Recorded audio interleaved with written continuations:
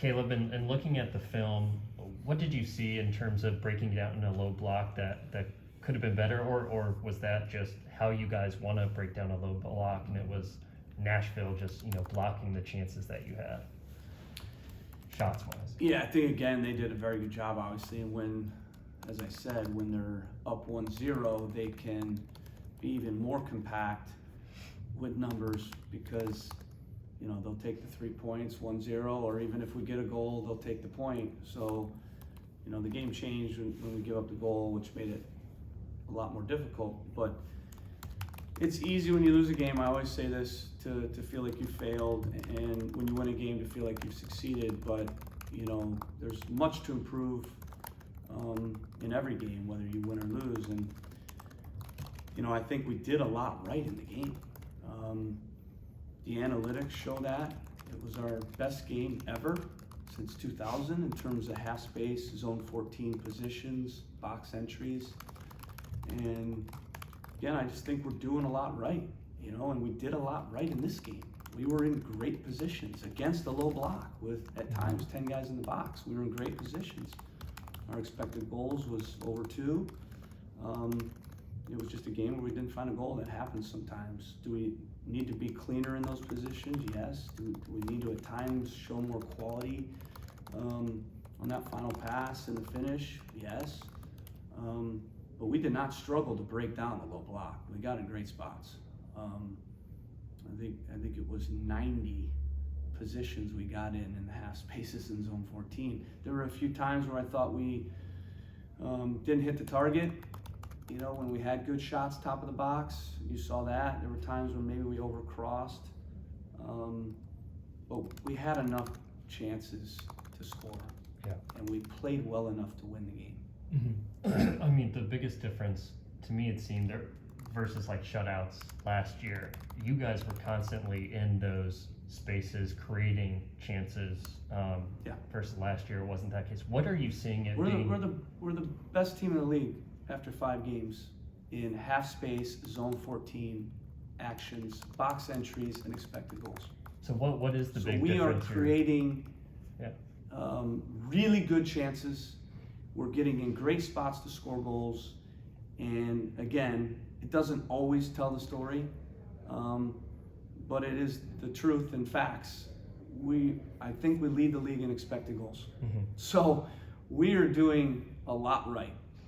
This was a game where we didn't find the goal, and obviously it's easy to say we struggled and we failed. That's not the case. We played extremely well. We just didn't find the goal. So I'm pleased the positions we're in. I'm disappointed we didn't find the goal. I'm disappointed that we didn't get the win. But in terms of what I want to change, is just cleaning up those moments a little bit, and having a little bit more quality. And how can we create even more? Always, I'm looking at how can we create even more, and how can we help the players in those positions that they're getting in. But we are getting in attacking positions better than any team in the league this year, and I think that's extremely positive, like you said, based on last year. When you look at games and say we didn't score and we weren't in great spots. I can take some games where we don't score but we're in great spots, because that really gives me a lot of evidence to believe that we're going to score the next game. Mm-hmm. Well, I wanted to know, what are some of those biggest factors you're seeing, 5 games in right now, that's you guys are consistently doing that? I think there's a lot of continuity in what we're doing and how we're playing. There's no coincidence. The best teams in the league this year, the 3 unbeaten teams, have played the same basically system and lineup every game. And I've always believed in that. Everybody wants you to change systems all the time, but the best teams do not change their system. Last year, New England Revolution, you knew their lineup every game. Philadelphia Union, you know their lineup every game. For the most part, they might cycle a few new pieces in, but the system is always the same. LAFC, the system's always the same. Chicago, 3 unbeaten teams. And I think with us, you see continuity. Back to my point. You see continuity in what we're doing.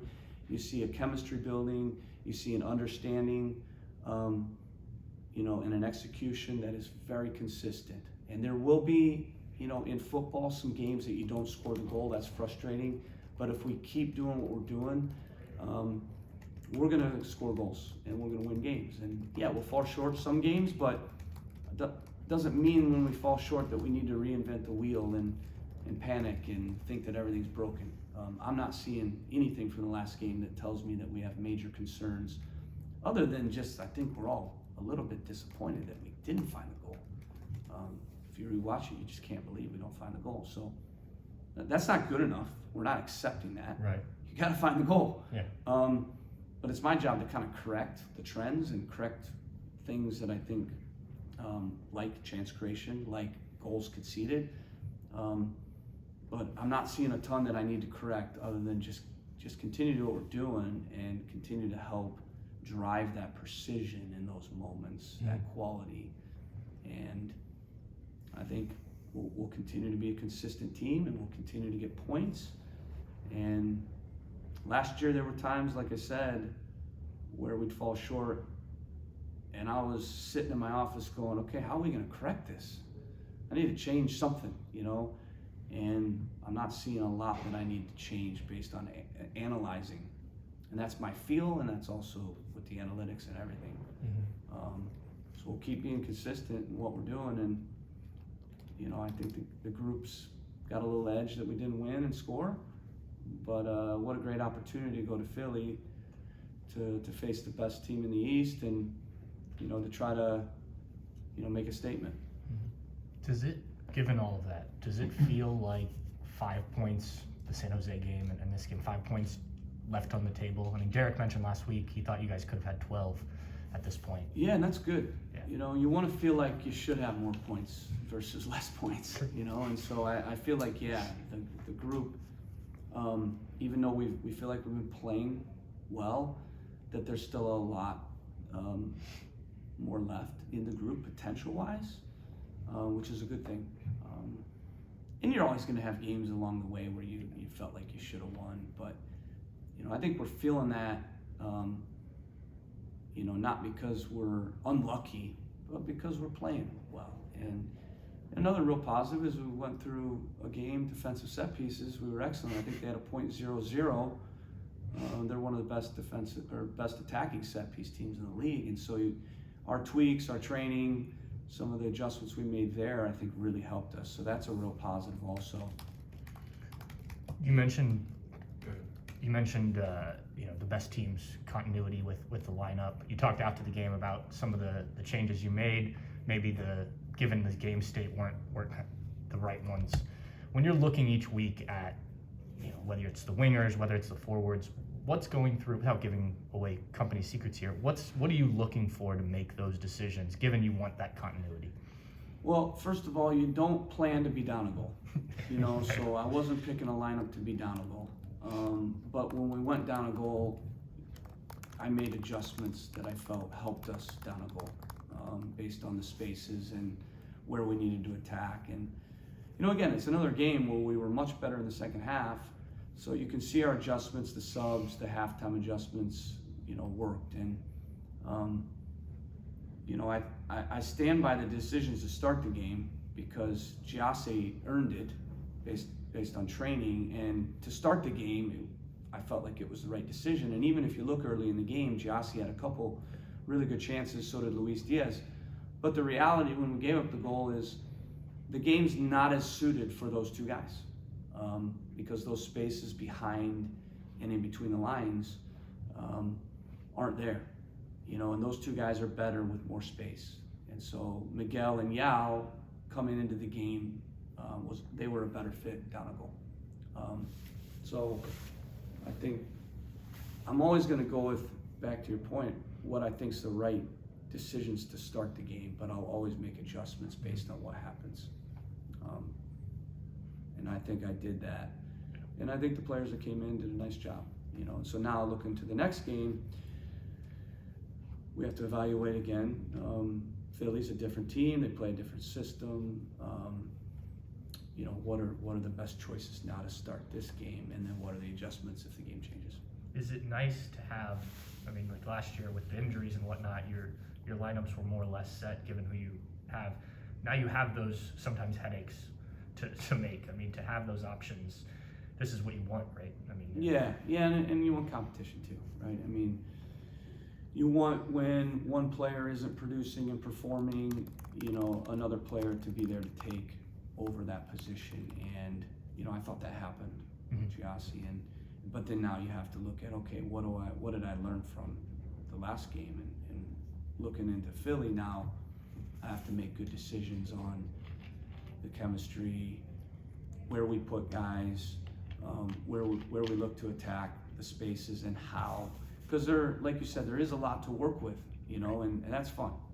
We have a number of different wingers, a couple different nines. We have different strengths in those players, and I need to pick the right players for the right game. And even just looking at, again, when we gave up the goal, the space wasn't through the lines anymore. It's why I went with Yao a little bit more on the left, which he hadn't played a ton on the left. And you saw he found pretty good space there on his strong foot to come inside and to create a little bit of width. And we're starting to craft a good plan against Philly of how we're going to rotate our attacking players. Not rotate, line up, but rotate their movement to open up space versus Philadelphia. And there is a little finesse in that because, we have, Yao, who's left-footed, and Derek, who's right-footed, and, do they play inverted? Do they play a little bit more naturally on their strong foot? Where do we move them between the lines, behind the line? And so I think I have to make sure that I'm putting my players, continue to put my players in the right positions so they can succeed in that game. Good. Okay, Thanks, Caleb. Thanks, guys. Appreciate it. Take care. Have a good day.